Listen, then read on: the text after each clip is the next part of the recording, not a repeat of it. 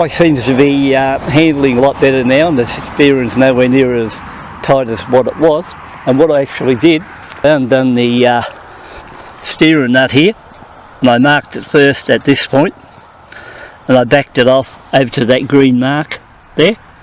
How I did that, I went into the side, undone that nut there first, and then did the adjustment, tightened it back up, retorqued it. I think it was 35 Newton meters at the top, backed off, then I think I went back in, then retorqued at 8, took it for the run. At first it made not much of a difference, but as I rode it more and probably it settled in a bit better, it was okay. So like I said, I've probably ridden about 50 kilometres, maybe probably 60 kilometres now, and probably about 80 by the time I get home. And it appears a lot better than what it was when I first took off, or compared to yesterday. So overall that part of it's been a bit of a success, and it's back pretty well close to what it was prior to the incident in the first place. I don't know what went wrong really. I think from the factory, I think they're going to have it on some of these Enfields. Have tightened up the steering head too hard or too tight from the very beginning.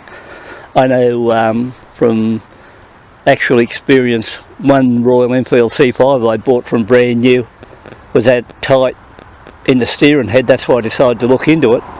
That I'd only travelled a few hundred kilometres on that bike, and I was heading along one day at 80 kilometres an hour, and the steering virtually locked off me, and I went off the road at 80 k's an hour, down off to the side, into the scrub, and I was lucky there was just nothing around that I could hit, and got out of it very easy with no drama. So that was the idea why I decided to come in and have a look at that nut and see if I could back it off and try again, and it appears it's worked all right at the moment, and I'll be able to get out now and carry on with the riding, and all's good in that department. And I decided today I'm pretty close to that oil and filter change, and as soon as I do the oil and filter change, then I might put the sump guard on it.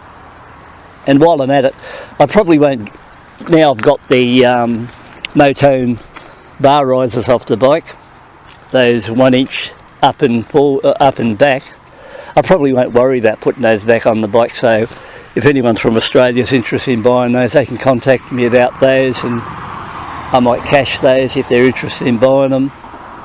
I don't think I'll waste the time pulling the bars off and putting them back on. So if anyone's there, want to buy those, if anyone still wants to think about buying that booster plug and the DNA filter, if you're in Australia, also contact me on that one. I don't think I'll worry about doing any more testing on that one either. It'll go too. I'm pretty happy how this bike goes in just stock standard form, and I think that's the way I'll keep it going. Besides, I've got those other two bikes to work on, like the Kawasaki